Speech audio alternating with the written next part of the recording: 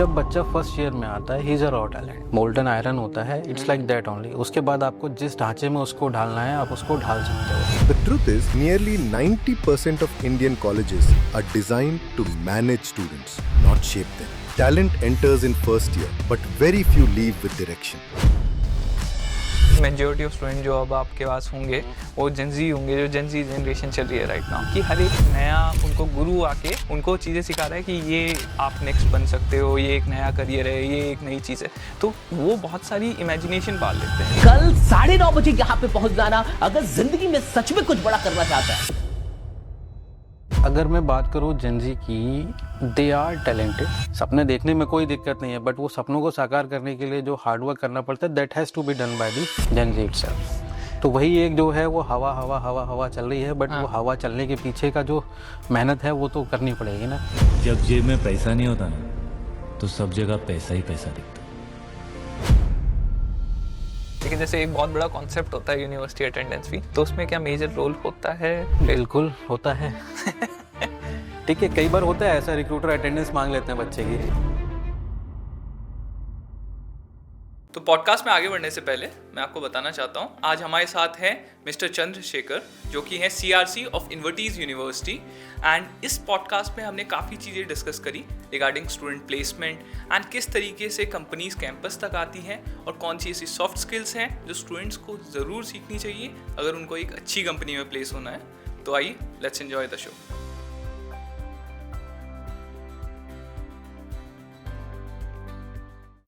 तो सर, सबसे पहले आप मुझे बताइएगा कि CRC का क्या मीनिंग है एंड क्या रोल्स होते हैं मेजरली इसके?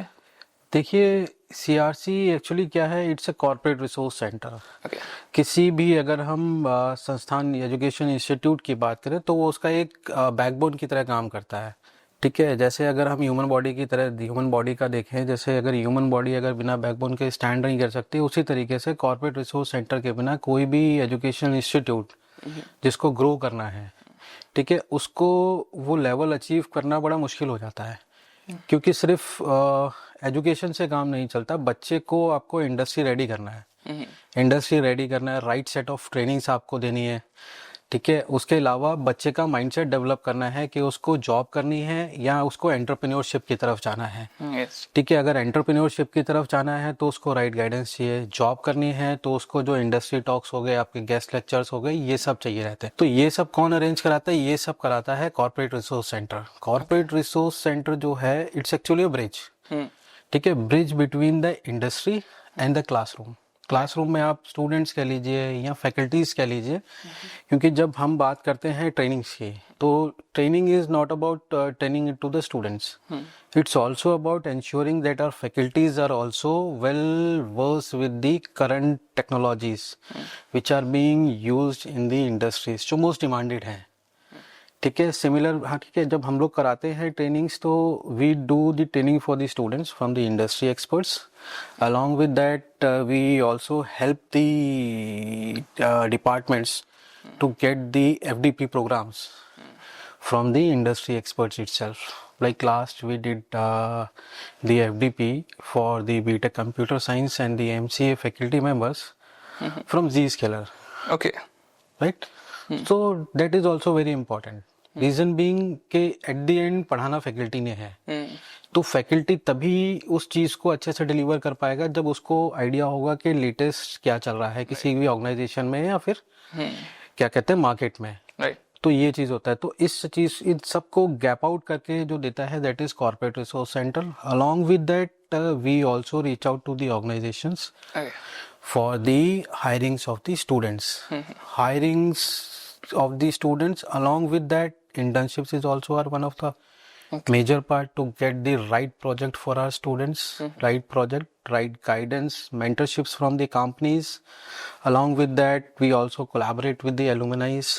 क्योंकि alumni जो होता है, alumni is an asset of institute, क्योंकि एलुमनाई जो आपको सिखा के चला जाएगा आपके बच्चे को, वो हो सकता है कि आपको जो इंडस्ट्री आप टॉक कराओगे वो भी उतना नहीं कर पाएगा, because alumni can connect to the student, क्योंकि वो स्टेज से निकला है सही बात है। जहाँ पे जो अभी स्टूडेंट जो है वो पढ़ रहा है। तो ये सब कुछ जो है ये सारा जो टेक कवर करता है that is corporate resource centre, and placements is the end product of all this things.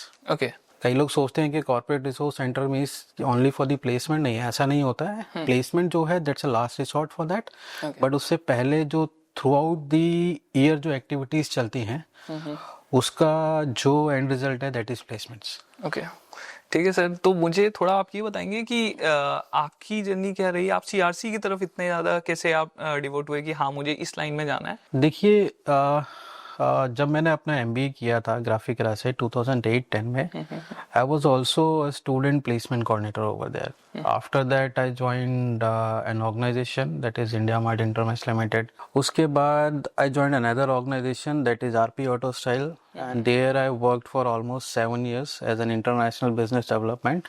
So while working over there I used to visit UPS because my friend was also in the placement. One of my friend is also an assistant professor. Okay. And like one more friend of mine is into the administration of the this an university. तो इन सब से मैं मिलता रहता था, फिर students से भी मिलना हो जाता था कई बार। जैसे कई बार क्या होता है, इंटर्नशिप पे बच्चा आया हमारे पास जब मैं इंडस्ट्री में था, तो मेरे को दे दिया जाता था कि आप इसको सिखाओ। तो सिखाते सिखाते I got that involvement into that कि आई गॉट टू अंडरस्टैंड कि भाई दिक्कत कहाँ हो रही है ना। अब ज़रूरी नहीं है कि बच्चे, देखिए हर संस्थान में हर एजुकेशन इंस्टीट्यूट में इस तरीके के फैकल्टी मेंबर नहीं होते हैं जो आप बच्चे को इन डेप्थ नॉलेज दें। कई जगह ऐसे भी होते हैं कि जहाँ पे मतलब बच्चे को वो राइट सेट ऑफ नॉलेज मिल ही नहीं पाती है, तो इस तरीके के बच्चे भी आते थे। फिर मैंने अपने फ्रेंड से भी डिस्कस किया जो कि ये एक यूनिवर्सिटी है, उसमें ही is currently the assistant director in the placements. So that time I met with another guy who is the senior of my friend. तो मैं मिला उनसे, then I got to know कि नहीं मुझे अब इसमें जाना, इसी फील्ड में रहना है। तो सर जैसे आप रोज के रोज आप स्टूडेंट की पूरी करियर लाइफ के साथ इन्वॉल्व हो, तो बेसिकली आपके पास पूरी रिस्पॉन्सिबिलिटी है कि हाँ इस स्टूडेंट को मुझे जॉब तक लेके जाना है, जॉब रेडी करना है। तो सर वो किस तरीके की फीलिंग है, क्योंकि बहुत ज्यादा रिस्पॉन्सिबिलिटी है उसमें, राइट? देखिए it's like building a nation, है ना। अब आप कहो that just like it, you can consider it just like an army, it protects the nation from outside. Yeah. And what the corporate resource center do, it prepares the student to build the nation from the inside. है ना। तो यही एक वो major factor है कि it's a national duty for everyone कि भाई कोई भी अगर स्टूडेंट आपके पास आ रहा है तो आपको राइट सेट ऑफ गाइडेंस उसको देनी ज़रूरी है। बिकॉज देखिए ये जो युवा जो है यही आगे जाके देश की ग्रोथ में जो है वो काम करेगा। तो that's a major motivation for me being an the son of an army person. तो यही एक मेरा अभी तक मोटो रहा है। क्या कहते हैं कि जो भी आए उसको प्रॉपरली आप गाइड करो, खासकर जो स्टूडेंट है, ठीक है। Along with that it's also responsibility from the organisation also that कि you have to guide a right set of path to the student. अब जरूरी नहीं है कि कोई टेक्निकल बच्चा है तो वो टेक्निकल में ही जाना चाहता है ना। हो सकता है that technical student want to do a business in the FMCG sector, उसको कुछ अपना नया प्रोडक्ट बनाना है, साबुन बनाना है। तो that's also the thing that we work out on to that. We have incubation department also in the university. तो हम बच्चे को वहाँ गाइड करते हैं अंडरस्टैंड करके, फिर वहाँ से उसको फर्दर गाइडेंस मिलती है how to go for the entrepreneurship. Okay, then we also do the sessions on the entrepreneurship, how to choose the career path. So that's all the thing that we do on the regular basis, and that's the main motivation is the smile. Right, बिल्कुल सही बात है sir. Smile on the face of the student and the parents. Yes. तो sir जैसे कि अगर मैं पूछूं आपसे, जैसे मैं यूनिवर्सिटीज को जानता हूं, वैसे तो बरेली की one of the most famous university है, तो उसमें किस तरीके से प्लेसमेंट्स चलती हैं, क्या क्राइटेरिया रहता है, क्या सब चीज़ें होती हैं? देखिए हम लोग का पहला क्राइटेरिया रहता है that whether the student is interested for the placements और नॉट। अगर बच्चे का मन नहीं है प्लेसमेंट्स का, बच्चे को जॉब नहीं करनी है, तो आप कितना भी उसके पीछे पड़ जाओगे वो नहीं करेगा जॉब। हो सकता है कि वो आपके प्रेशर में या आपको मानता हो तो वो चला जाए जॉब कर ले, बट आप जबरदस्ती नहीं करा सकते। हो सकता है किसी स्टूडेंट का माइंडसेट जो हो कि that I want to do the business. ऐसे होते हैं students, almost 5 to 10% of the students are like this only, है ना, कि उनको रहता है कि उन्हें बिजनेस करना चाहते हैं। When it comes to the placement at the Invertis university, it starts from the very first year. जैसे ही हमारे पास स्टूडेंट एंटर करता है, we start it with the trainings, है ना, क्योंकि आप एकदम से लास्ट ईयर में आके आप प्लेसमेंट्स के लिए किसी को प्रिपेयर नहीं कर सकते। फर्स्ट सेमेस्टर में स्टूडेंट आया, we start with the training of the students, trainings in the soft skills, communication, how to talk, how to dress, what to dress, right, and इसका टेक्निकल डोमेन, जो भी उसका technical domain है उसके लिए technological हमारे पास पार्टनर्स हैं, not from the training institutes, we have those technical partners from the industry, जो टाइम टू टाइम आके स्टूडेंट को डिफरेंट इंडस्ट्रीज में या उनकी इंडस्ट्रीज में क्या टेक्नोलॉजी चल रही है उस पर पढ़ा के उसको ट्रेन करके जाते हैं, है ना। तो ये एक रहता है, ये फर्स्ट ईयर से स्टार्ट हो जाता है। इसको हम 7 मतलब डिपेंड करता है कि कितना कोर्स ड्यूरेशन है, तो उसमें हम लोग इसको बाइफरकेट करते हैं। उसके हिसाब से स्लोली जैसे मेडिसिन दी जाती है किसी भी चीज़ की, तो हम धीरे धीरे करके बच्चे को प्रिपेयर करते हैं, ताकि जब वो अपने प्लेसमेंट्स के लिए लास्ट ईयर में आए तो उसके साथ ये चैलेंज ना हो कि मैंने ये नहीं किया, मैंने वो नहीं किया। और इसके हम मॉक्स रेगुलर कराते हैं, मिलते रहते हैं बच्चे से, मॉक्स करते रहते हैं, मॉक इंटरव्यूज हो गया, मॉक प्लेसमेंट्स की ड्राइव्स हमने करा ली।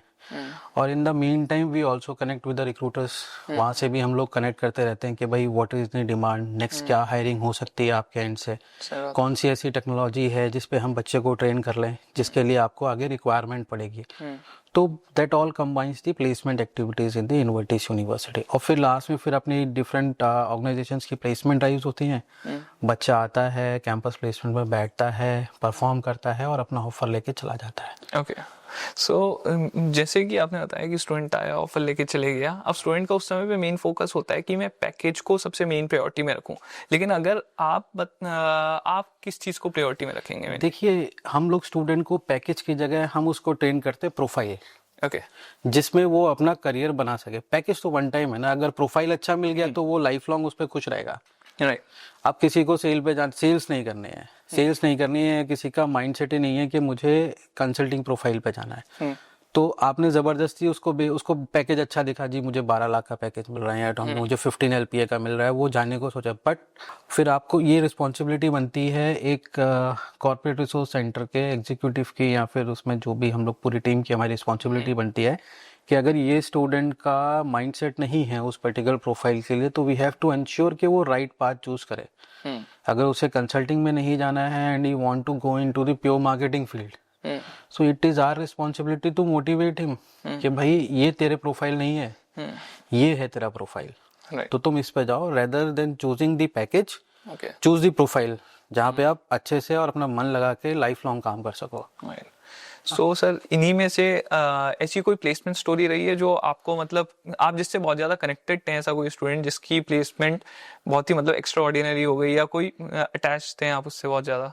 देखिए, वैसे तो अगर हम देखें तो सारे स्टूडेंट से ही हमारा अटैचमेंट रहता है, because we always treat each and every student an equal student. क्योंकि अगर हम नहीं करेंगे तो हो सकता है कि जैसे मैं बोलूँ कि ये मेरा स्टूडेंट खास है, तो कल को वो गलती करेगा तो मैं उसको नहीं कह सकता कुछ, फिर बाकी स्टूडेंट्स बोलेंगे कि सर आपने इसको नहीं कहा कुछ, तो वो चीज़ हम लोग नहीं मैटर करते हमारे लिए कि एज अ होल स्टूडेंट क्या कर रहा है। बट ऐसी कई सारी स्टोरीज होती रहती हैं हमारे साथ भी, अमूमन 5 to 6 स्टोरीज हर साल ऐसी निकल के आती हैं हमारे पास, जो बच्चे को हम मतलब बच्चा कहीं होता है एक्स्ट्रॉर्डिनरी कर जाता है।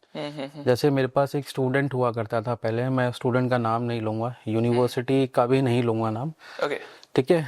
सो वो जब फर्स्ट कैंपस ड्राइव में बैठा था, ही वॉज वेरी हेसिडेंट, ठीक है। तो उसके साथ दिक्कत क्या थी कि कोई भी उससे क्वेश्चन पूछे तो वो क्वेश्चन कंप्लीट होने से पहले ही उसका आंसर देता था। अलॉन्ग विद दैट थोड़ा सा उसने अपना अपीयरेंस भी वैसे बना रखा था, बड़ी बड़ी मूछें रखी थी, ताव लगा के बैठा था इंटरव्यू में।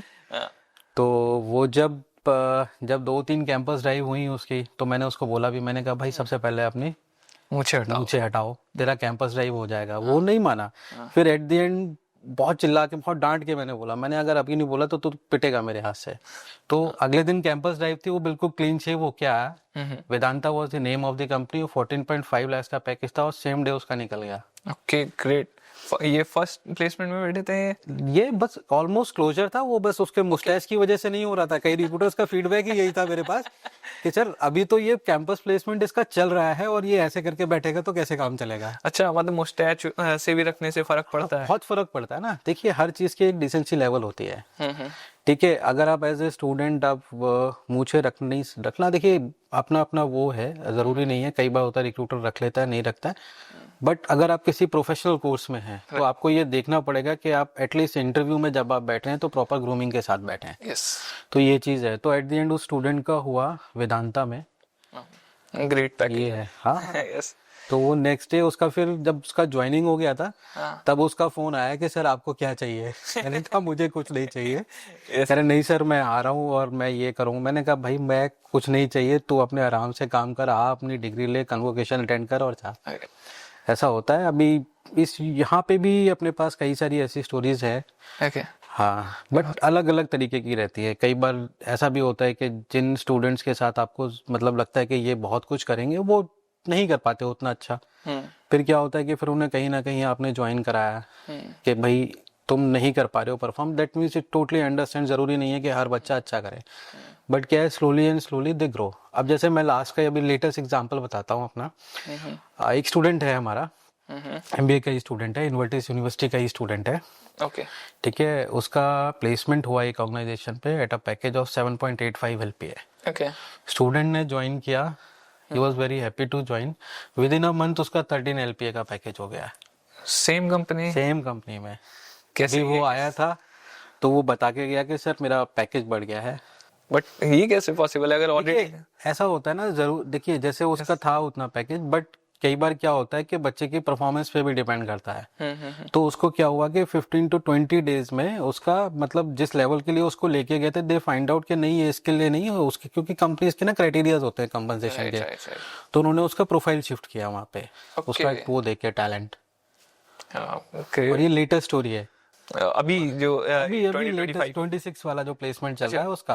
Okay, great story. अब जैसे यही है, जैसे आपने अलग अलग कंपनीज के बारे में अभी बताया। अब जैसे आपको ये कैंपस में सारी की सारी कंपनीज लेके आनी होती हैं, तो इसमें इसका क्या प्रोसेस है कि जैसे कैसे लेके आ रहे हैं आप कंपनीज? सर देखिए इसके लिए जो हमारा जो मेन फोकस रहता है, अगर मुझे बीटेक के लिए कंपनीज लेके आनी है तो सबसे पहले जो उनके टेक्निकल हेड्स हैं उनको रीच आउट्स करते हैं हम लोग। स्टूडेंट के इंटरेक्टिव सेशंस कराते हैं। तो वो एक बड़ा ही फैक्टर रहता है कैंपस सिलेक्शन का, क्योंकि जब हम इंटरेक्शन कराते हैं कंपनीज का स्टूडेंट्स के साथ, तो स्टूडेंट्स जब जितना ज़्यादा इंटरेक्टिव होके उस सेशन में पार्टिसिपेट करते हैं, the type of the questions they ask ना, उससे आइडिया लग जाता है कि ये जो स्टूडेंट हैं यहाँ कैंपस के, they are very talented students.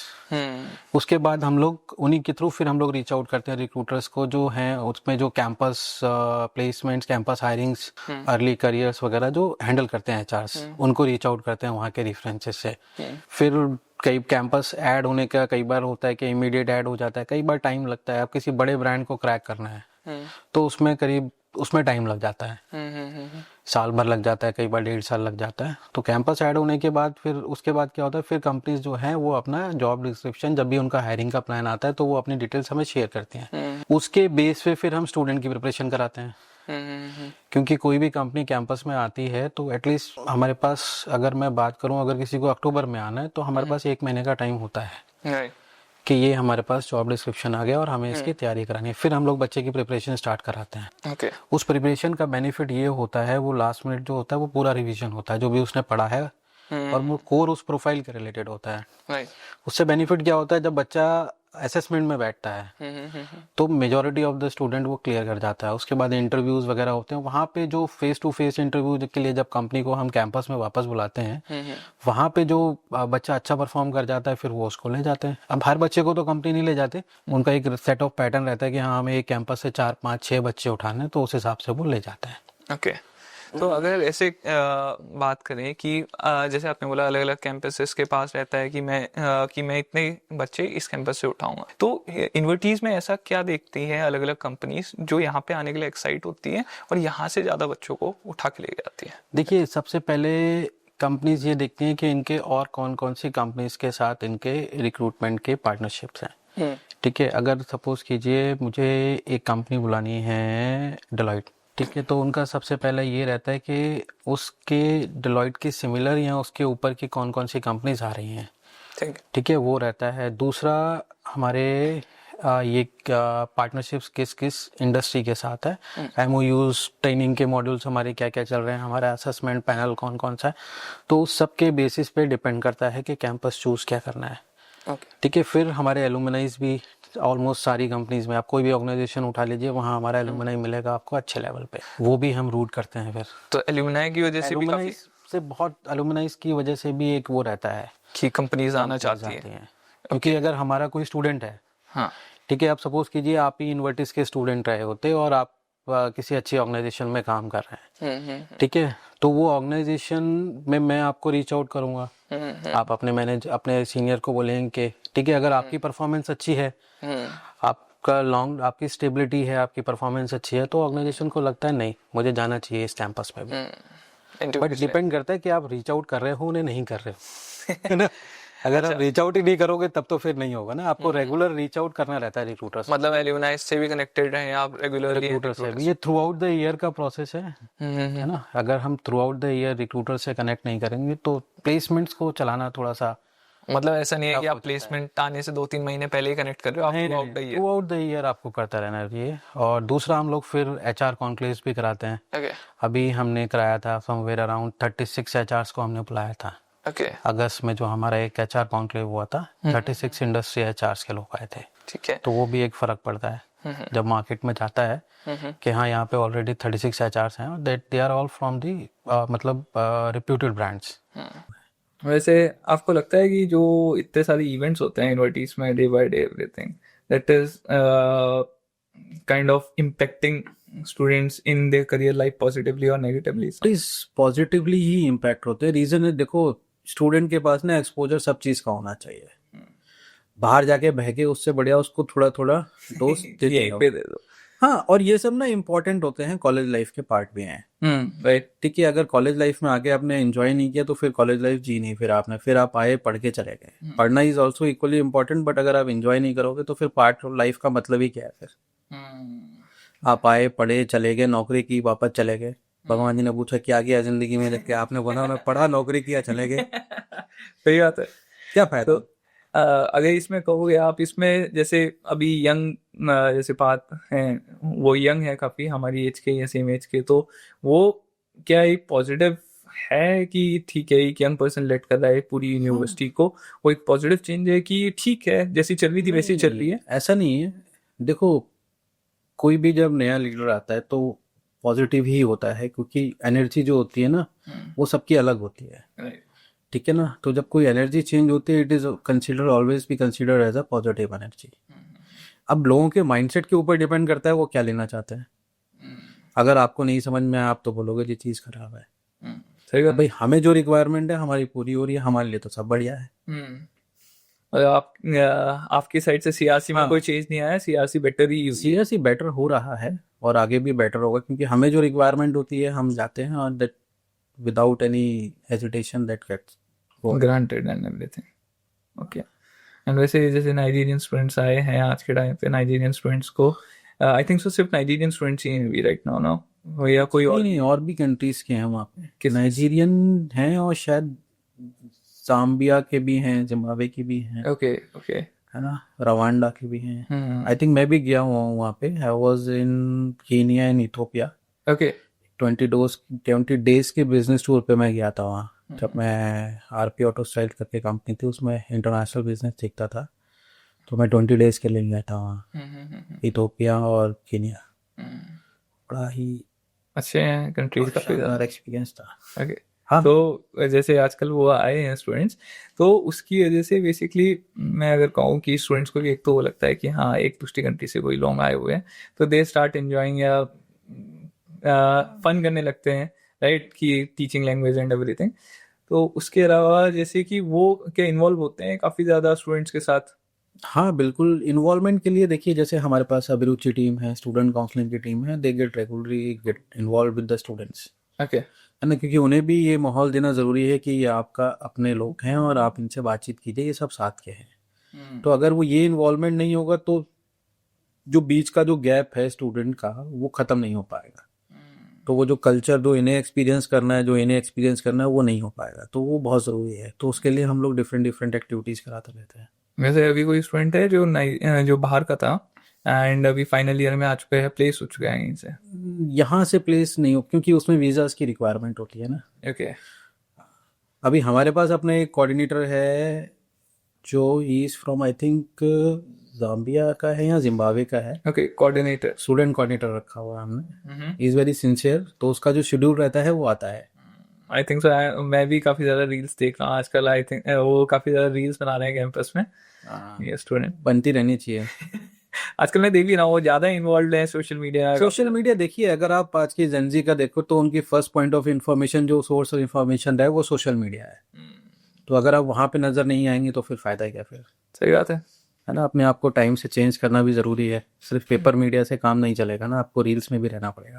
है ना? क्योंकि कोई, अब मैं आपको बताऊं, कोई बहुत लंबा वीडियो नहीं देखता आज की डेट में। सही बात है, अटेंशन स्पैन बहुत कम है। तो वो चट चट चट चट इंसान ना बहुत जल्दी बोर हो जाता है। अगर मैं ही, जैसे ये रणदीप आलूवालिया के इनके वीडियोस रहते हैं, मैं भी देखने बैठता हूँ, पॉडकास्ट के इनके देखता हूँ, तो बहुत जल्दी जल्दी बीच बीच में आगे बढ़ा देता हूँ। सही बात है। क्यों? बहुत लंबे होते हैं, नहीं देख पाते, कई बार बोर हो जाते हैं इंसान। सही बात है। तो ये है, तो वही हाल सबका भी है। तो मेंटालिटी तो ह्यूमन तो नेचर सेम ही है कि इतना टाइम कौन देखेगा। अभी नीचे दूसरी रील आ रही होगी, क्या पता वो अच्छी नीचे इससे और बढ़िया हो रही है। वो। तो एक थिंकिंग, एक लूप बना हुआ है वो। हाँ, लेकिन ये है कि हाँ, अच्छा है कि स्टूडेंट अभी काफ़ी ज़्यादा इन्वॉल्व हो रहे हैं एंड एआई में भी काफ़ी ज़्यादा, जैसे अभी आपने बताया एआई क्या रहा है, मुझे पता नहीं था कि एआई इन्वर्टीज में भी इतना ज़्यादा कोर्सेज चल रहे हैं। Prompt engineer and machine learning भी करवा रहे हैं। मशीन लर्निंग भी करवा रहे हैं हम लोग। मुझे इसका हमारे आइडिया। पास इंडस्ट्री के डेजिग्नेटेड ट्रेनर्स हैं जो स्टूडेंट्स को पढ़ाते हैं under the umbrella of CSCD, that is centre for skill and entrepreneurship development. Okay. तो ऐसा कोई स्टूडेंट रहा अभी तक की जिसने या फिर एआई में कोई चैटबॉट या फिर किसी पे काम किया हो, या फिर बिजनेस में उसने कोई अपना बिजनेस खोला and it is doing great right now? देखो, बिजनेस में अगर मैं आपको बताऊं तो उतना अभी एज अ बरेली के स्टूडेंट के पास वो एक्सपोजर है नहीं उस लेवल का। धीरे धीरे आ रहा है। अभी भी हमारे यहाँ स्टार्टअप्स का हम लोग कल्चर बिल्ड कर रहे हैं। अभी लास्ट मंथ हमने एक स्टार्टअप ही वो करवाया था, शार्क इंडिया। Shark India. तो उसमें समवेयर अराउंड 70-80,000 की फंडिंग एक वो इन्वेस्टर दे के गया स्टूडेंट को हमारे। ओके। और उसके अलावा फिर उसको रिवाइज फंडिंग भी मिल गई है वहाँ से। बट वो AI की फील्ड में नहीं है, that is into the different field. Okay. हाँ हाँ। और वो उसका स्टार्टअप का मैं प्रोडक्ट नहीं शेयर कर सकता, दैट इज थोड़ा सा। अच्छा, मेकिंग में है अभी राइट नाउ। तो ये है, AI में भी है। जैसे हमारा एक BCA का स्टूडेंट है क्लाउड का, लास्ट ईयर पास आउट 25 में पास आउट हो गया था। ही इज टीचिंग, क्या नाम है उस प्रोडक्ट का, मालवेयर से रिलेटेड ही है कुछ, मैं भूल गया। ओके। तो वो चीज़ वो फॉरेनर्स को पढ़ा रहा है। ओके, ठीक है। वो इंडिया में कॉमन नहीं है, but he is arranging. But अभी यहाँ पे बरेली की साइड में छोटी छोटी सिटीज में ये गैप है कि, क्योंकि अगर हम देखें मेट्रोपॉलिटन सिटीज में या Tier 1 सिटीज में, तो सारे लोग ये कर पा रहे हैं कि हाँ वो UK US से बहुत ज़्यादा कनेक्टेड है, तो it's normal for them. And secondly कि वो फ्रीलांसिंग एज अ करियर भी ऑप्ट कर रहे हैं बहुत सारे लोग, राइट। एंड अच्छा खासा, हालांकि अपने जितना उनको सिटी से नहीं मिल रहा उससे ज़्यादा वो उससे अर्न कर रहे हैं। तो इधर पे बहुत कम नॉलेज है। तो यहाँ पे आप फ्रीलांसिंग के रिलेटेड भी गाइड करते हैं? फ्रीलांसिंग के रिलेटेड भी गाइड करते हैं। ऐसा नहीं है कि यहाँ पे नॉलेज, देखिए अब जिस हिसाब से इंफॉर्मेशन का फ्लो है ना, इट्स ओपन। पहले होता था हमें साइबर कैफे पे बैठना, हमारे टाइम पे बता रहे हैं, तब वो नेट के लिए बैठना पड़ता था। गूगल खोला, उस पर कुछ सर्च किया तो उस पर बड़ा बैठ के इंतजार करना पड़ता था। 1 घंटे के 20 रुपए देने पड़ते थे और 1 घंटे में 2 से 3-4 साइट खुलती थी।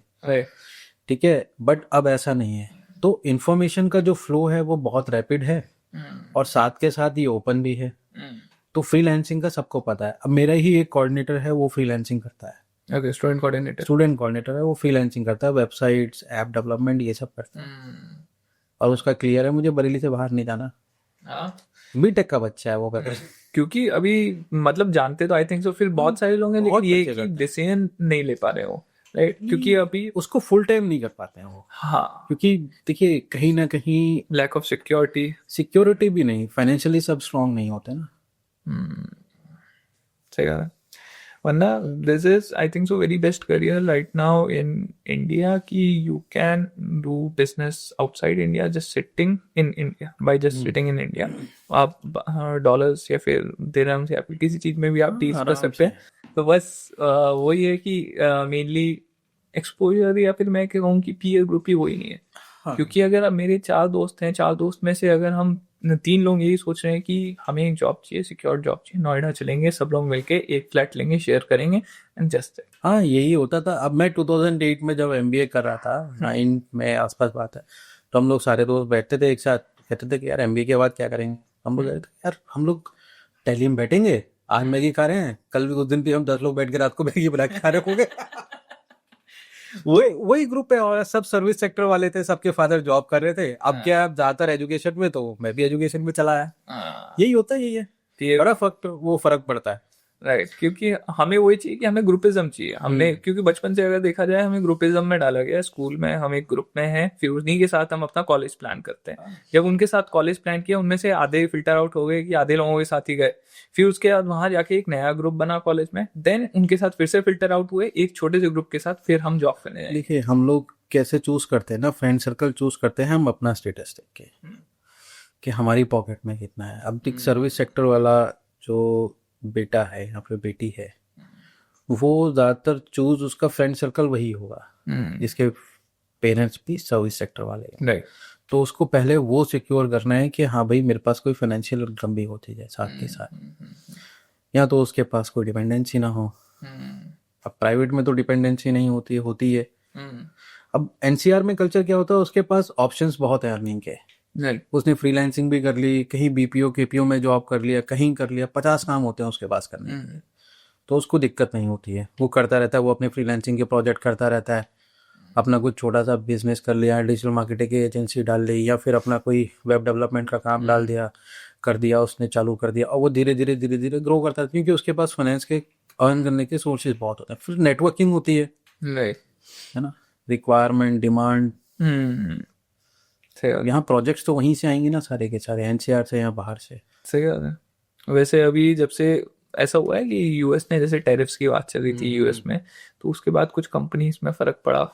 कंपनीज में देखिए फर्क ऐसे नहीं पड़ा कि सिर्फ टैरिफ की वजह से ही पड़ा हो। कोविड में जो है ना, ओवर हायरिंग हुई थी, ओके, तो इंडस्ट्री उसको भी एब्जॉर्ब कर रही है। कोविड में ओवर हायरिंग, हमने तो ये सुना कोविड में ओवर फायरिंग हुई। कोविड में ओवर हायरिंग हुई थी IT इंडस्ट्री में। फायरिंग देखिए ऐसे नहीं होती, फायरिंग ऐसे नहीं होती है कि आपने किसी को भी उठा के कर दिया। फायरिंग कंपनी हमेशा नॉन परफॉर्मिंग एसेट पहले निकालती है, या फिर उसका रिप्लेसमेंट उसके पास हो। रिप्लेसमेंट देखिए सभी का होता है, बट जो नॉन परफॉर्मिंग होता है उसको वो सबसे फर्स्ट टारगेट होता है। अब जैसे मैंने जब UPS में आया था, ठीक है, तो वहाँ पे भी हुआ था ऐसा सीन, बट मैं तो शुरू में ही गया था। मैंने भी अपने बॉस को फ़ोन किया, मैंने मुझे तो 5 दिन ही हुए आए हुए, ये तो मेल आ गई है, यहाँ पे क्या करना है। कह रहे अरे तुम टेंशन ना लो। मैंने क्यों ना लो, मैं तो सबसे इजी टारगेट तो मैं ही हूँ। कह रहे तुम्हारी परफॉर्मेंस तो देखी नहीं है हमने, तो तुम्हें नहीं निकालेंगे, तुम निश्चिंत रहो। कह रहे जिसकी परफॉर्मेंस देख ली है हमने, जो पिछले 4-5 साल में नहीं कर रहा था, उस पे आएगा इम्पैक्ट। फिर कई लोगों के डिपार्टमेंट चेंज भी हुए नॉन परफॉर्मेंस के। ओके, तो मतलब इससे अभी कोई फर्क नहीं होता है टैरिफ से? देखिए फर्क बिल्कुल है। IT इंडस्ट्री में क्या है, अगर आप कोई सर्विसेज इंडिया से लेते हो तो उस पर एडिशनल 10-20% टैरिफ है, ठीक है। दूसरा, वो लोग फोकस कर रहे हैं ऑटोमेशन पे, AI डेवलपर टूल्स वगैरह पे, तो अभी तक ना डिमांड में थोड़ा फर्क तो है, ठीक है। फिर इंडस्ट्री को भी अभी मतलब पूरी तरीके से वो नहीं है कि मतलब आगे किस तरीके से उनकी ग्रोथ रहेगी। हो सकता है कोई कई लोग AI पे डेवलपमेंट पे काम भी कर रहे हैं अभी। जैसे अभी लास्ट रिकॉग्नाइजेशन हमने करी थी AML right source solution finance के लिए, तो ये स्टूडेंट ने ये क्वेश्चन पूछा था कि सर आप लोग AI टूल पे अगर काम कर रहे होंगे तो हमें फायर कर देंगे। बोले हम ऐसा AI टूल नहीं डेवलप कर रहे कि हमें लोग फायर करना पड़े। हम वो टूल डेवलप कर रहे हैं जिससे आपका जॉब जो है ईज हो जाए और हमारा प्रोजेक्ट जल्दी कंप्लीट हो जाए और हम नया प्रोजेक्ट उठाएं।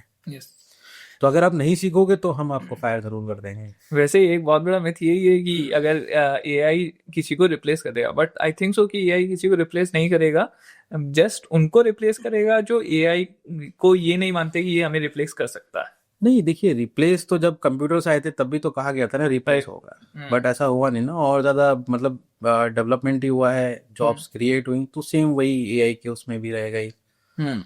प्लस देखिए एआई, अब मैं आपको अपनी बात बताता हूँ, हम लोगों को डेटा बनाना होता है कुछ, या वेब वो पीपीटी देंगे, मैं तो सीधे चैट जीपीटी कमांड देता हूँ, या परप्लेक्सिटी का मेरे पास है, मैंने कहा कहीं से भी करके दो भाई मुझे चाहिए, या कैनवा पे चले गए, अब तो कोपायलट भी आ गया आपका, जेमिनी भी आ गई, ये सब हम लोग यूज़ करते हैं। अब मुझे डेटा इंपोर्ट करना है, पिक्चर है मेरे पास एक्सेल की, तो मैं माइक्रोसॉफ्ट ये यूज़ करता हूँ एक्सेल, फटाक से वो करके दे देता है इंपोर्ट करके मुझे, मेरी एक्सेल तैयार है, डाउनलोड करी भेज दी। अब मुझे टाइप भी नहीं करनी, मेरा काम तो बच गया ना। जो 5 घंटे का काम था 5 मिनट में। Same goes with the male also. हाँ, पढ़ना जरूर पड़ता है, राइट। अब जैसे किसी रिक्रूटर ने लंबा सा मेल भेज दिया, मैंने उसको उठाया, मैं पूरी मेल तो नहीं पढ़ने का, मैंने उठा के चैट जीपीटी मुझे इसका क्रक्स बता दो क्या है, उसको पढ़ लिया, समझ लिया, उसके बाद उसको बोला इसका रिप्लाई बना दो, बस उसको पढ़ना पड़ेगा। अब आप सोचो कि डायरेक्टली भेज दो, क्योंकि है तो एआई ने, क्या पता कौन सा वर्ड यूज कर ले। ईमेल में क्या है, सामने वाला किस मूड पे बैठा है उस पर डिपेंड करता है कि वो उसका इंटरप्रिटेशन क्या निकालेगा। सही बात है। तो वो पढ़ना पड़ता है, पहले समझना पड़ता है कि हाँ भाई एक बार पढ़नी तो पड़ती है मेल, उसके बाद भेज दिया, बट वो टाइप करने का टाइम आपका बच गया। बिल्कुल सही बात है। तो ये सब हम लोग करते हैं। प्लस जब हमें लीड जनरेट करनी होती है तो हम लोग के पास टूल्स हैं, तो वो लोग हम यूज करते हैं, हालांकि हम लोग अभी फ्री टूल्स ही यूज करते हैं, उसी में काम हो जाता है हमारा। अभी तो हालांकि चैट जीपीटी एंड काफी ज्यादा जो एआई सॉफ्टवेयर है उन्होंने तो स्टूडेंट्स के लिए फ्री भी कर दिया, स्टूडेंट्स के लिए या इंस्टीट्यूशंस के लिए फ्री कर दिया, तो भी बहुत बड़ी हेल्प। जैसे एयरटेल का है परप्लेक्सिटी के साथ फ्री है, अब चैट जीपीटी ने भी आई थिंक सो गो वर्जन का फ्री कर दिया for 1 year, and I think so Gemini भी ऐसा कुछ प्लान करता है, तो बहुत सारे हैं ये स्टूडेंट के लिए। देखिए अगर मैं बात करूँ इस सब चीज में, आप कहीं से भी उठा के देख लो ना, माइक्रोसॉफ्ट सबसे आगे है फ्री वाले में, उसको पता है मेरा क्रैक वर्जन सबके पास है, फिर भी वो कुछ नहीं कहते, वो जानते क्यों, आदत लग जाती है उसकी। फिर आप किसी कंपनी में गए, आपको तो एक्सेल यूज करना आता है, माइक्रोसॉफ्ट का हाथ अच्छा है, तो वो ऑर्गेनाइजेशन पेड वर्जन खरीदेगी उसका, उनके पास तो पेड वर्जन होते हैं ना, वो इसीलिए क्रैक्ड वाले छोड़ देते कि करने दो नहीं यूज, इनको आदत लगेगी आगे, क्योंकि उसका मेन जो कस्टमर है वो ऑर्गेनाइजेशन है ना, हम और आप थोड़ी हैं। बिल्कुल सही, इसीलिए पता उन्हें भी एक क्रैक्ड वर्जन सबके पास है, क्या वो ट्रैक कर भी सकते हैं, कोई दिक्कत नहीं, लेकिन कहते हैं करने दो नहीं, ताकि आदत लग जाएगी, आदत लग जाएगी तो फिर डिमांड बढ़ेगी ऑर्गेनाइजेशन से कि भाई हर कोई तो एक्सेल यूज कर रहा है, हर कोई पावर बीआई यूज कर रहा है, हर कोई कोपायलट यूज कर रहा है, तो ऑफिस 365 यूज कर रहा है फ्री वर्जन, लोगों को ये अच्छे से आता है, ईज ऑफ एक्सेस है, फटाक से काम करेंगे ये, और फटाक से। सही बात है, यही होता है। तो वही है ना, फ्री में कुछ नहीं आता, वो आगे जाके ऑर्गेनाइजेशन से लिए जाते हैं, आपको वही यूज करना है। If something is free, then you are the product. तो एक्चुअली देखा जाए तो प्रोडक्ट आप ही हो, बट आपका पैसा कोई और दे रहा है। सही बात है, राइट। तो लास्ट में अगर कहा जाए तो एआई जॉब रिप्लेस किसी की भी नहीं करेगा। एआई जॉब रिप्लेस, देखिए ऐसा नहीं है नहीं होगा, कुछ ऐसे सेक्टर्स हैं, डेटा प्रोसेसिंग के हो गए, ठीक है, जैसे अपने पहले चैट में आप देखेंगे कि वो टाइप करने वाले होते थे, वो चैट बॉट्स आ गए हैं। जैसे बीपीओ सेक्टर्स में ईमेलिंग वगैरह, चैट एसएमएस वगैरह के चले जाएंगे, तो वो चले जाएंगे, बट उनके लिए डिफरेंट रोल्स ओपन होंगे एआई में, राइट। जैसे अभी हम देख रहे हैं प्रॉम्प्ट इंजीनियर हो गया है, प्रॉम्प्ट इंजीनियर बहुत इंपॉर्टेंट रोल है। लास्ट टाइम भी हमने एक कंपनी कराई थी, हाईटेक करके कंपनी है, they hired for the prompt engineers.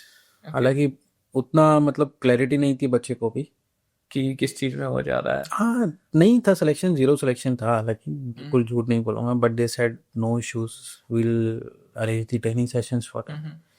उन्होंने ट्रेन किया, हमने किसी और कंपनी में प्लेस करा दिया। सर, ऐसा कोई फीडबैक रहा है जो कभी भी किसी रिक्रूटर ने आपको दिया हो, जिसको मेनली स्टूडेंट्स को सुनना चाहिए, जिससे बहुत बड़ा चेंज आ सकता है उनकी लाइफ में या प्लेसमेंट्स में? यस, ऐसे रेगुलर बेसिस पे जब भी कोई कैंपस ड्राइव होती है, तो जब क्लोजर होता है किसी भी ऑर्गेनाइजेशन का, तो जो क्लोजर के टाइम पे क्या होता है कि एचआर और टेक्निकल बंदा, टेक्निकल मींस हो सकता है वो बीटेक का कंपनी रहा हो, या फिर वो कोई भी XYZ ऑर्गेनाइजेशन का हो, टेक्निकल मीन्स जो वो जिस डोमेन के लिए हायर करने जा रही है उसका एक्सपर्ट, तो उनके साथ एक क्लोजर सेशन होता है।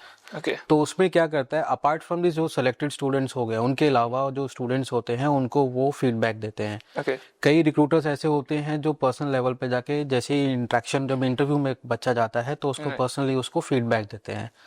तो अभी मैं लास्ट एक ऑर्गेनाइजेशन हमारे यहाँ आई थी बीटेक कंप्यूटर साइंस के लिए, ओके तो उसमें एक स्टूडेंट था हमारा, he was like company was hiring for a different domain, और उसकी जो डोमेन नॉलेज थी जो उसने वही शो कर रखी थी जो कंपनी ने थी, questions and everything he was perfect into that. Okay जो भी रिक्रूटर ने या फिर टेक्निकल गाय ने जो भी क्वेश्चंस थे, he was perfectly answering that questions, but while discussing that organization, the technical guy observed that the student is inclined more towards the business analyst.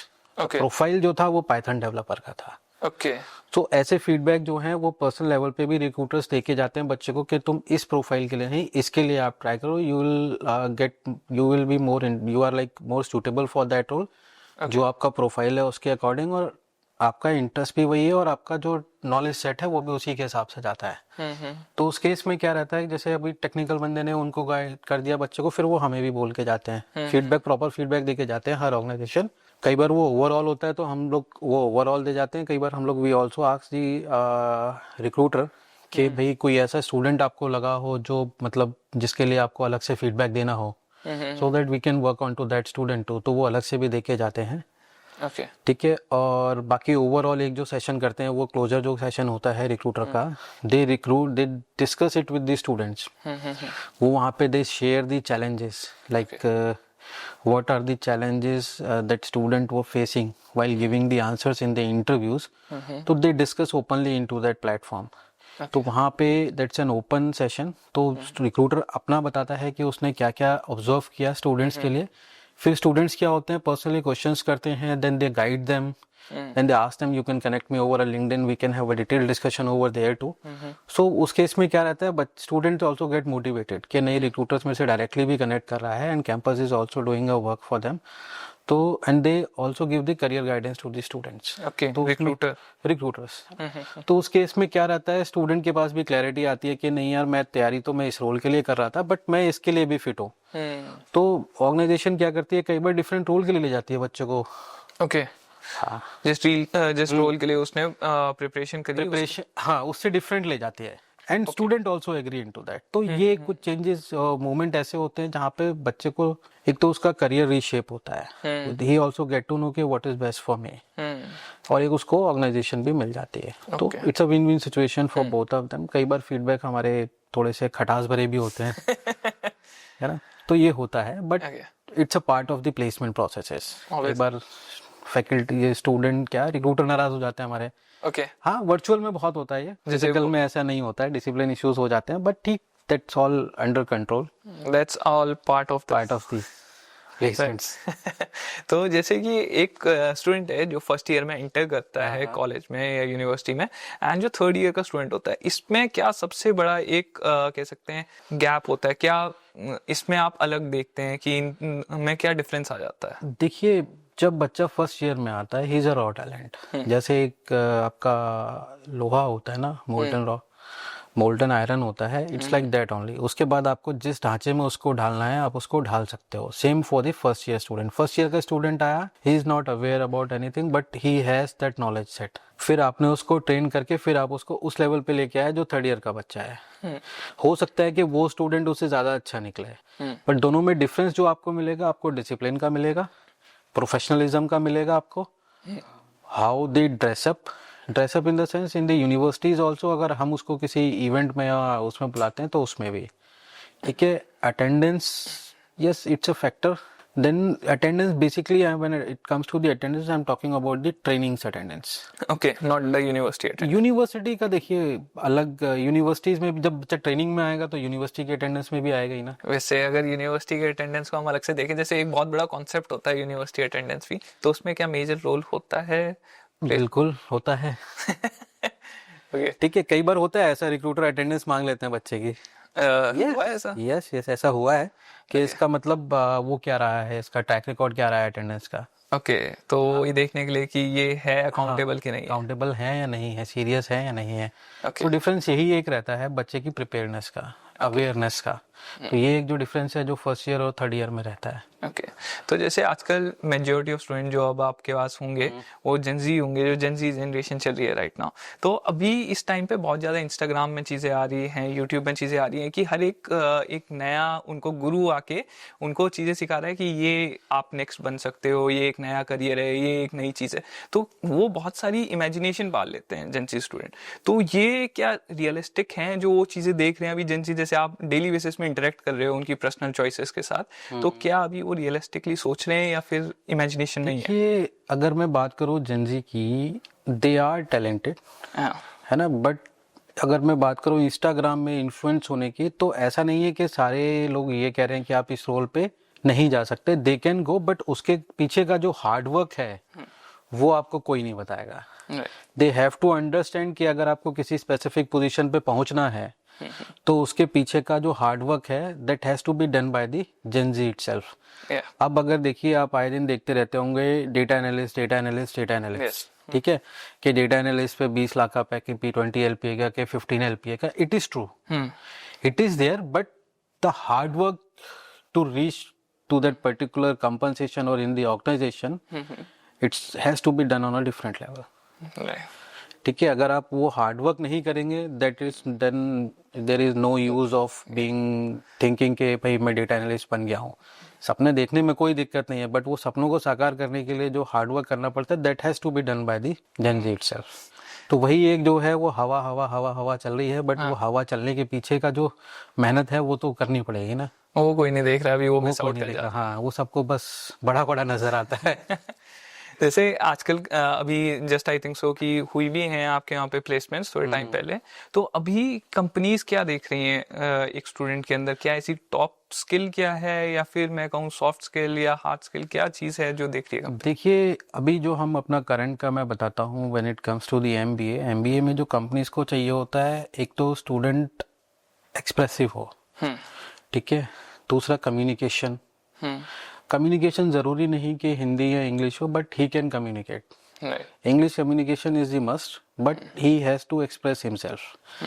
ये एक मेन चीज है जो एमबीए में देखी जाती है, apart from there marketing, HR और फाइनेंस के जो कोर रोल हैं, that is also there, but जो मेजर फैक्टर है दैट इज द कम्युनिकेशन। क्योंकि अगर आप बोर्ड रूम में बैठे हो और अगर आप अपने आप को, अपने जो काम किया अभी तक उसको आप एक्सप्रेस ही नहीं कर पाओगे, then there is no use of doing that work. So communication हो गया। Communication is for every student, चाहे वो बीटेक का हो, चाहे वो एमबीए हो, एमसीए हो या फार्मेसी में हो, कहीं पे भी हो। It is the must and a mandatory skill that has to be there with each and every student. उसके बिना आपकी टेक्निकल स्किल्स का भी कोई इतना महत्व नहीं है।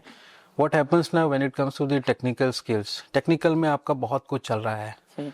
आप अभी एआई डेवलपर हो गया आपका, ठीक है, एआई, फिर आपका डेटा साइंटिस्ट का हो गया, देन प्रॉम्प्ट इंजीनियर्स हो गया आपका, ठीक है। इसके अलावा अभी हमारे यहाँ एआई डेवलपर्स के लिए भी हमने कई सारी प्रोफाइल्स कराई बच्चे की, हमारे कुछ बच्चे सेलेक्ट भी हुए हैं। So they will be joining from January. They are working on like developing the AI system. Okay. Along with that, there are the student who also got placed into the defense technologies. अभी कुछ projects आने वाले हैं अपने पास। Okay. हाँ, students के लिए। That is for working for their internships and projects. ठीक है। Then there are the roles that Python developer, JavaScript, MERN, full stack. That is the things which are still there in the market. Along with that, cyber security is the most prominent role. तो अगर हम ऐसे देखें कि next 5 years में अगर ऐसी कौन सी जॉब्स हैं जो टोटली एक्सप्लोड होने वाली हैं और कुछ जॉब्स जो अब कम होती जा रही हैं डे बाय डे? देखिए, अगर हम कम होने की बात करें जॉब्स की, तो जो हमारी ये है जो बीपीओस में जो हमारी प्रोसेसिंग की जो जॉब्स रहती है, that is going to be more automate, because they are totally governed from the US, because सारे प्रोजेक्ट्स वहीं के हैं and they are working more on the AI and automations, right? Or they will be modified in such a way to ensure that the particular timeline of doing that project reduced to 30-40%. ठीक है, वो कैसे होगा? जब वो जो person that is handling that job is well versed with the AI tools, है ना? अगर आप एआई टूल्स का अच्छे से यूज नहीं कर पाएंगे then the role will be obsolete for you. अब मैं प्लेसमेंट्स की ही बात करूँ, we also use AI tools on the regular basis, चाहे वो प्लेसमेंट्स का हो, चाहे वो आपका किसी को भी हमने अगर मार्केट में सर्च करना है, वी यूज दैट टूल। कुछ हमारे ऑटोमेशंस के टूल होते हैं, कुछ हमारे लीड जनरेशंस के टूल होते हैं, रिक्रूटर्स को फाइंड आउट करने हैं तो उसके लिए टूल अलग होते हैं, we use that tools too. तो अगर जैसे आप बोल रहे हैं कि आप ही की जो इंडस्ट्री में है काफ़ी ज़्यादा एआई टूल्स यूज़ होने लगे हैं, तो इसी तरीके से अब हम ये भी देखने लगे कि काफ़ी सारे एआई इंटरव्यूज़ भी कंडक्ट कर रहे हैं फॉर जॉब। तो अगर अब जैसे अभी इंडिया में इतना ज़्यादा कल्चर नहीं आया है इसका, तब भी थोड़ी बहुत जगह पे है, तो अगर ये एआई इंटरव्यूज़ अब कंडक्ट होने लगते हैं लार्ज स्केल में, तो क्या स्टूडेंट के लिए अच्छा है या? इट्स गुड यार, it's good too it's good for practising them. Like you can last week on Friday we have a campus drive where the first step was the technical assessment and second was the AI interview. It is there, it is already there in India too. We also have some tie-ups with the organization where we ensure that our student prepare for the interviews through the AI tools also. हाँ, तो उसमें हम लोग कराते हैं बच्चे को, regular practices कराते हैं, we give them the portal success. तो बच्चा क्या है उसमें प्रैक्टिस करता है, तो प्रैक्टिस करता है तो फिर उसके बाद जब फाइनली जब उसका इंटरव्यू होता है तो थोड़ा बहुत उसमें इम्प्रूवमेंट आता है। आई नॉट से कि बहुत ज़्यादा आता है, but yes 20-30% improvement is there because human touch is also necessary for that. AI सिर्फ आपको जज करेगा, जो आपका जो ये है ह्यूमन जो टच रहता है, when we take the face to face interview we guide them, that's the difference. You can read the emotions basically, right? So अभी जैसे कि अभी जो इन्वर्टीज यूनिवर्सिटी है उसमें काफी ज्यादा फॉरेन स्टूडेंट्स, एक्सचेंज स्टूडेंट्स भी आए हुए हैं, तो इससे आपको क्या लगता है कि क्या फर्क आया यूनिवर्सिटी? देखिए, एक तो जो स्टूडेंट है, स्टूडेंट अभी तक क्या होता है, एक अगर हम देखें तो थोड़ा सा एक जो ग्लोबल लेवल पे जो एक्सपोजर है, मतलब अगर हम ग्लोबल की एक्सपोजर की अगर हम बात करें या हम स्टूडेंट इन्वॉल्वमेंट की बात करें तो वो पहले नहीं था। अभी इससे बेनिफिट क्या है कि कल्चरल जो बॉन्डिंग है स्टूडेंट की वो एक थोड़ी सी स्ट्रांग होती है। अगर मैं बात करूं कि मेरे पास अगर इधर से आए हैं, ईस्ट से, someone from the east as a student is coming from the university to the university to study a particular program in Invertis, so what happens, student get to know about their culture, right? That culture, that what they eat, how they eat, how they behave, ठीक है, and they learn about their emotions, they learn about their festivals, they learn about their how they spend the daily day-to-day life. So when the student goes to their country to work, it is easier for them to cope up with that culture. Right. तो ये एक सबसे बड़ा benefit होता है student exchange programme में, right. है ना। और फिर ये भी है, कई सारी चीज़ें होती हैं इसके अलावा। जब हमारा स्टूडेंट सपोज कीजिए अगर यूएस जाता है, we had a tie up with a university in the US car, I think it's in the north California, there is a university where we have a tie up. वहाँ पे हमारे students जाते हैं student exchange programme के लिए। तो वो जो ग्लोबल एक्सपोजर है स्टूडेंट का ना, that is all together on a different level. वहाँ पे टीचिंग मेथड्स, टीचिंग पैडोलॉजी क्या यूज़ हो रही है, फिर वहाँ पे किस तरीके का स्टूडेंट का माइंडसेट है, फिर एक नेटवर्किंग जो बिल्ड होती है, दैट इज ऑल्सो काउंटेबल। सो जब कोई भी स्टूडेंट आपके कैंपस से जाता है किसी बाहर अब्रॉड यूनिवर्सिटी में, तो जब वो वापस आता है तो उसके बाद आपको क्या चेंजेस देखने के लिए मिलते हैं उस स्टूडेंट में, और वो किस तरीके से अपने मतलब पीयर ग्रुप में भी क्या कुछ चेंजेस लेके आता है? देखिए, पीयर ग्रुप पे definitely he bring some changes into the peer group also. Peer group, उसका रीजन ये है कि जो लोग उसके साथ the student who are are his roommates, और you can say the flatmates, है ना, when he talks to them about their culture, ठीक है, about how they are learning the things either online or on the physical mode, so he deliver the same things to his flatmates or the roommate, है ना। और there are the few student who always get motivated at what he is saying, so they work, they think they work as per what the other university is doing at their campus. हो सकता है कि वो बच्चा ना करे, but the one who is talking to them, he'll definitely do that. Okay है ना, तो उसको जो एक्सपोजर मिलेगा, the knowledge, it's called the sharing of the knowledge. वो जो नॉलेज के हिसाब से जो अपने आप को ढाल लेगा, वो एक डिफरेंट पर्सनालिटी बन के निकलता है. राइट. तो अभी जैसे आप कहेंगे कि एक स्टूडेंट को ग्लोबल एक्सपोजर भी काफ़ी इम्पोर्टेंट है. बिल्कुल. तो अभी क्या आप इन्वर्टीज कुछ इस तरीके में जा भी रही है या इस तरह अब्रॉड की तरफ कोई डिसीजंस ले रही है जिससे स्टूडेंट्स को एक्सपोजर मिल रहा है? और Yes, yeah. We have tie up with the company, like there is an organization named Rave, okay है ना. तो what they do, they help the students in getting the internship abroad okay for the agriculture and the food technology students.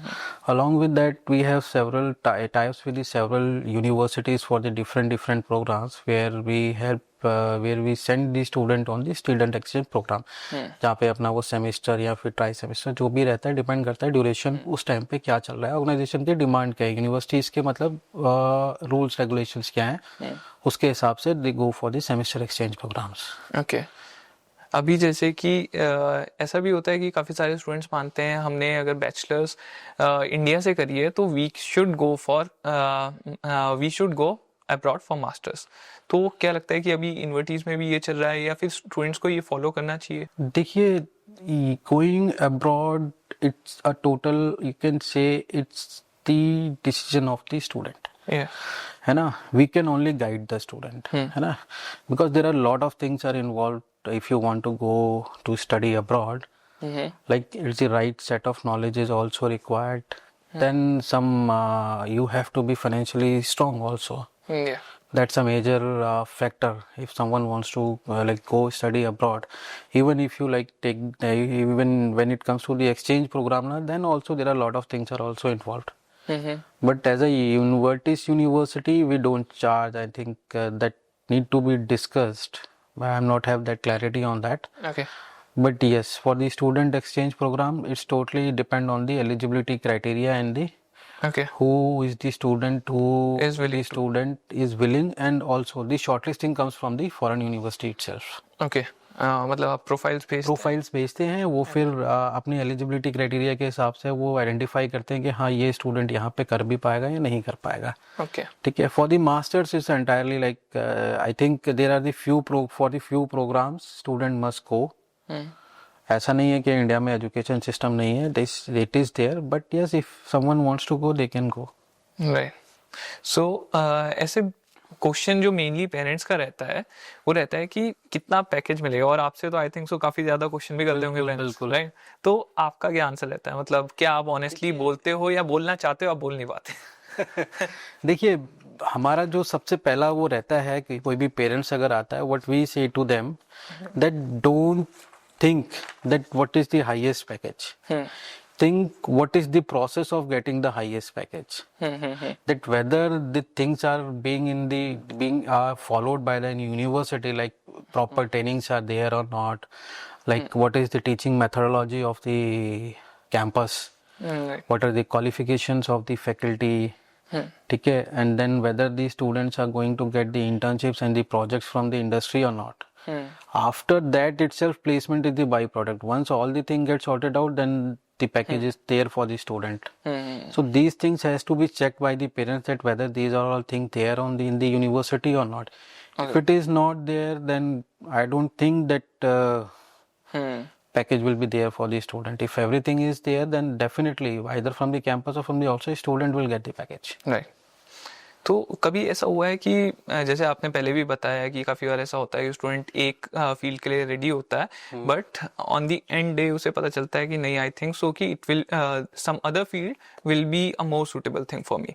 तो उसको parents को समझाने में क्या problem आती है, और क्या आपका भी कभी इंटरेक्शन हुआ है कि आपकी इंटरेक्शन की ज़रूरत पड़ी उसमें? देखिए, अभी तक तो नहीं पढ़ी है, क्योंकि मोर और लेस जो उसने पढ़ा है उसी के रिलेटेड फील्ड्स ही रहती हैं. वो ऐसा नहीं होता कि अगर बीटेक कंप्यूटर साइंस का बच्चा और उसे कंपनी सेल्स में रख ले, ऐसा नहीं होता. अगर कंपनी कंप्यूटर साइंस के लिए हायर करने आई है तो उसको प्रोफाइल भी उसके रिलेटेड ही मिलेगी. हो सकता है कि वो डेवलपर की जगह दूसरा प्रोफाइल आ जाए, उसके पास एनालिस्ट का प्रोफाइल आ जाए. राइट.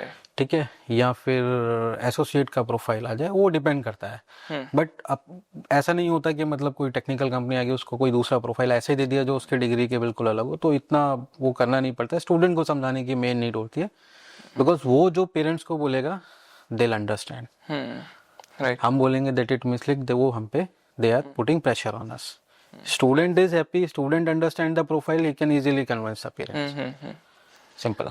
ओके, तो जैसे कि एक प्लेसमेंट है, वो सबसे ज़्यादा अगर मैं कहूँ किसका रोल ज़्यादा इम्पोर्टेंट है, एक स्टूडेंट का या फिर यूनिवर्सिटी का? देखिए, रोल अगर मैं बात करूँ, यूनिवर्सिटी का ज़्यादा रोल रहता है, ठीक है, बट ऐसा नहीं है कि स्टूडेंट का काम है एट द एंड, क्योंकि प्रिपेयर स्टूडेंट को करना है। University can provide all the resources to them.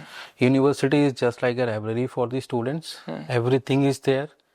But वो लाइब्रेरी ऐसी है जो उसको पढ़ा रही है खुद, वहाँ खुद जाके नहीं पढ़ना है। But at the and student घर आके कितना उसको प्रैक्टिस कर रहा है, कितना उसको पढ़ रहा है, दैट इज मोर इम्पोर्टेंट।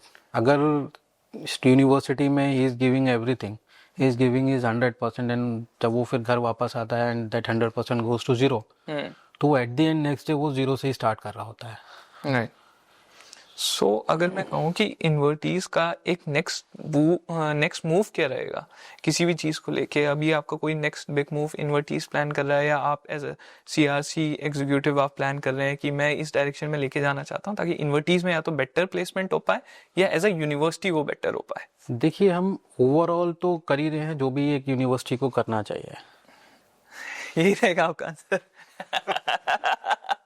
कुछ चीज़ें कॉन्फिडेंशियल होती हैं। चलिए, तो एक छोटा सा रैपिड फायर राउंड रखते हैं, एक क्विक रखेंगे, इट विल बी तो आपको मैं कुछ ऑप्शन दे रहा हूँ या मैं आपको दो चीजें बोल रहा हूँ, आपको एक चूज करनी है, छोटा सा एक्सप्लेनेशन अगर आप चाहें। राइट? स्किल्स या degree? Degree to enter in an organisation and skill to survive and grow. Okay, मतलब without an skill a student can enter Yeah, on the basis of the degree, a student can get the job, but to survive, okay skill is the major factor. Okay. Indian placement या global exposure? It's the global exposure. Okay, so introvert और extrovert student is better? Introvert. Introvert is better. Why? Lots of people say कि extrovert अगर एक student रहता है, he is easy to communicate with. नहीं, ऐसा it's not like that. Introvert is more talented, but he may or may not be able to express that thing. Okay. Right? But you have to give them a right path. Right? And he can do better than extrovert. Okay. Introverts know how to hide the things until the things are not done. Okay. CRC को basically कौन run करता है एक day to day life में? अगर आप चल रहे हैं तो किस वजह से आपको डेली मोटिवेशन मिल रहा है? It's a self motivation, self driven department होता है ये, क्योंकि आपको पता है दैट स्टूडेंट का जो करियर प्रोग्रेशन है वो आप पे डिपेंड करता है, then you have to work. एक ऐसी एडवाइस जो स्टूडेंट्स को टोटली अपने दिमाग से निकाल देनी चाहिए, जो उन्होंने सुनी हुई है कहीं पे या फिर वो बिलीव करते हैं बहुत ज़्यादा एंड उनको नहीं करना चाहिए, दैट इज टोटली वेस्ट। देखिए, हर कोई हर कुछ कर सकता है, बट उसके लिए एक राइट पाथ और राइट मोटिवेशन होना ज़रूरी है। और everyone should have one mentor in his और हर लाइफ, तो उसको गाइड कर सके सही चीज़ों के ऊपर। ओके। वो मेंटर कोई भी हो सकता है, पेरेंट्स हो सकते हैं आपके, आपका फैमिली मेंबर हो सकता है, आपका फ्रेंड हो सकता है, या इंडस्ट्री का कोई हो सकता है, anyone can be that. Okay, but choose a mentor wisely. एक ऐसी चीज जो स्टूडेंट्स को रिज्यूमेस में से हटा देनी चाहिए, जो कि बहुत कॉमनली लोग रखते हैं लेकिन उन्हें हटा देनी चाहिए, that photography as a hobby and travelling as a hobby. Okay. The most common hobbies should Yes, be yes, removed. hobbies should be aligned to your like degree, your projects for the resume. Okay. बाकी आप जो pursue करना है that's your choice, but when it comes to the resume ना, it should be more aligned to the industry specific. Okay, जिस job के लिए आप प्रिपेयर हो रहे हैं उसी जॉब के रिगार्डिंग। करियर के लिए आप प्रिपेयर हो रहे हैं। Okay, if Python developer is my goal, then I think so related to computer, I think so coding is my favorite hobby. हाँ, नहीं, coding is not the hobby, coding hobby नहीं होती है, ठीक है। Yes. अब मे भी हो सकता है किसी स्टूडेंट के टेक्निकल हॉबी हो सकती है बच्चे की, हमारे यहाँ है कई स्टूडेंट्स की hobbies is there for the technical, उनकी हॉबी है, तो उनसे पूछो बेटा आपकी हॉबी क्या है, तो वो जैसे ही सर मैं खाली बैठता हूँ, मैं सिर्फ अपना, मेरी एक वेबसाइट है उसमें मैं डिफरेंट डिफरेंट चीज़ें करता रहता हूँ। ओके, ही काम है उस बच्चे का खाली बैठेगा। इसलिए इंट्रोवर्ट ज़्यादा बढ़िया है।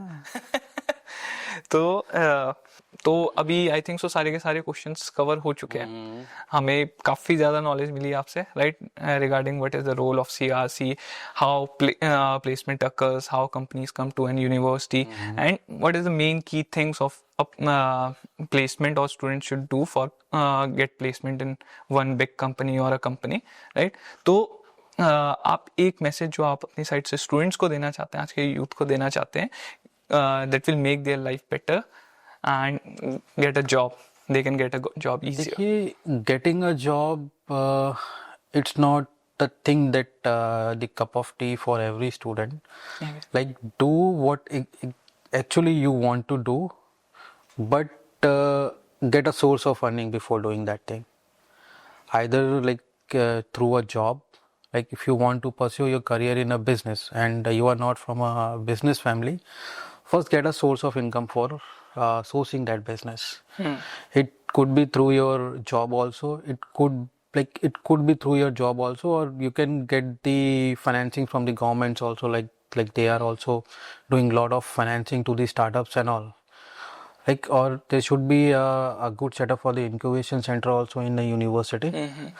And for the student, if they want, actually for those who want to get a job, they must sharpen their communication skills first. Okay.